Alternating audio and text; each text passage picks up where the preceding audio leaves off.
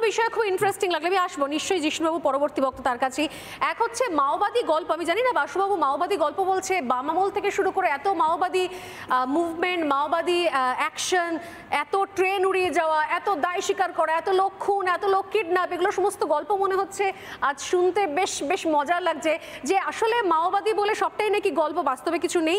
আর যে দেশ জঙ্গি পোষে বলে অভিযোগ করছেন বাসুবাবুরা, সেই দেশের মন্ত্রীরা তারা প্রকাশ্যে বলেছেন যে তারা জঙ্গি পুষতে বাধ্য হয়েছে, আমেরিকার চাপে দীর্ঘ 30 বছর ধরে এটা করে এসছে।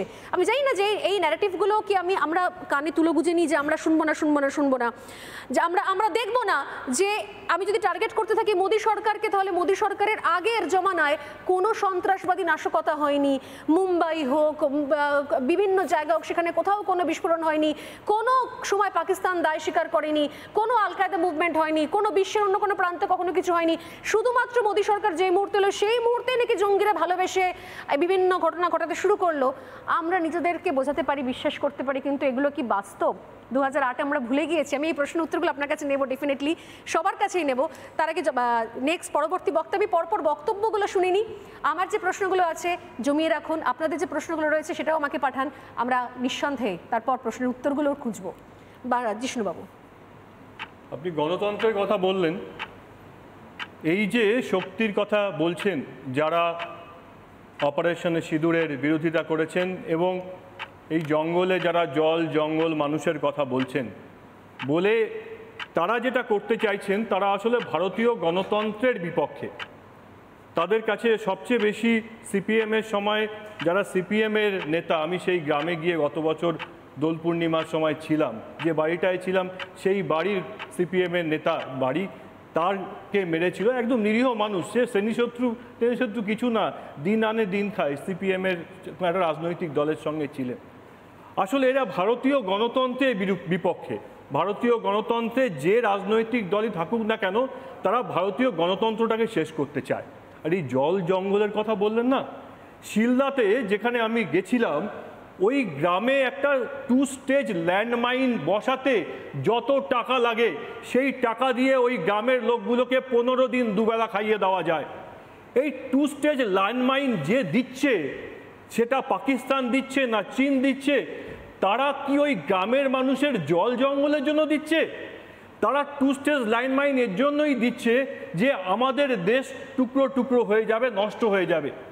প্রত্যেকটা ক্ষেত্রে, যেমন 2010 সালে সেন্ট্রাল ফরেন্সিক সায়েন্স ল্যাবরেটরি কলকাতার তার ডাইরেক্টর ছিলেন CN ভট্টাচার্য, একটা সাংঘাতিক কথা বলেছিলেন যে রেডিও কন্ট্রোল এক্সপ্লোসিভ ডিভাইস এবং remote control high frequency explosive device, এই টেকনোলজি তালিবানদের কাছ থেকে মাওবাদীরা এখানে এনেছে। মানে খাগড়াগড়ের ঘটনা ঘটতো না যদি মাওবাদীরা এর সঙ্গে যুক্ত না থাকতো। প্রত্যেকটা ক্ষেত্রে যে ধর্মান্ধ শক্তি এখানে জেহাদি শক্তি কাজ করছে, তার সঙ্গে আরেক ধর্মান্ধ শক্তি, তাদের ধর্ম হয়তো মাও, যে মাও নিজের জীবনে 30 লক্ষ মানুষকে মেরেছেন। 30 লক্ষ মানুষকে মারার সময় মাও আর তার সবচেয়ে কনিষ্ঠ স্ত্রী জিয়াং কজন কোর্টে গেছিলেন? 30 লক্ষ মানুষকে মাও নিজে মেরেছেন কালচারাল রেভলিউশনের সময়। কতবার কোন কোর্টে গেছিলেন একবার বলে দেবেন। দ্বিতীয় যে বিষয়টা সাংঘাতিকভাবে আমাদের মধ্যে সমস্যা হয়ে যাচ্ছে, যে রাজনৈতিকভাবে বামপন্থী শক্তি যেহেতু পিছিয়ে আসছে, তার জন্য তারা তাদের শেষ অবলম্বন হিসেবে তারা এই চক্রের মধ্যেই পড়ে যাচ্ছেন।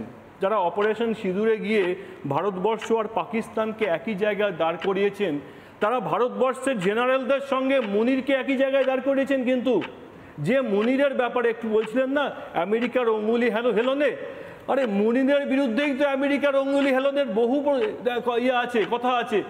তাই চলে মুনির শুধুমাত্র এই মৌলবাদীদের জন্যে আর আমেরিকার জন্যে।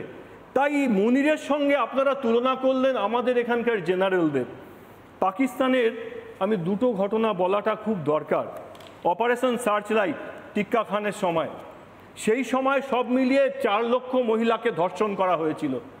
জিওফ্রে ডেভিস বলে একজন অস্ট্রেলিয়ান ডক্টর এসেছিলেন, উনি গিয়ে জিজ্ঞাসা করেছিলেন ওই পাকিস্তানের অ্যাডমিরালদের যে আপনারা এরকম কাজ করলেন, একটা মানুষ হয়ে এরকম কাজ করা যায়? বলেছেন টিক্কা খান পাকিস্তানের সরকার, যাকে এখানকার রাজনৈতিক দলের একজন শ্রদ্ধেয় নেতৃত্ব ভারতবর্ষের নেতৃত্বের সঙ্গে সমান বলেছেন তারা বলেছেন এখানকার মহিলাদের গর্ভে পাকিস্তানের সন্তান উৎপাদন করার জন্যে। সেদিনকার পাকিস্তানের অ্যাডমিরালদের থেকে শুরু করে আজকের মুনির পর্যন্ত কোনো পরিবর্তন হয়নি। আপনারা আসলে ভারতীয় গণতন্ত্রের বিরোধিতা করছেন। আমি বলতে চাই যে যারা গণতন্ত্রকে একবার বিশ্বাস করেছিলেন তারা অন্তত এই চক্রের বাইরে আসুন, তা না হলে গণতন্ত্রের জেতা হারার জায়গা আছে। কিন্তু আজকে যদি কেউ বেজিংয়ে কিংবা সাংহাইতে একটা গান্ধীবাদী পোস্টার মারে একটি মেয়ে, কালকে তার কি অবস্থা হবে একবার চিন্তা করুন তো। বেশ, সময় একদম শেষ। নানা ধরনের কন্টেন্ট দেখার জন্য লাইক করুন, শেয়ার করুন আমাদের ফেসবুক পেজ, সাবস্ক্রাইব করুন আমাদের ইউটিউব চ্যানেল। পাশাপাশি অন্যান্য ব্রেকিং নিউজের জন্য অবশ্যই চোখ রাখুন রিপাবলিক বাংলায়।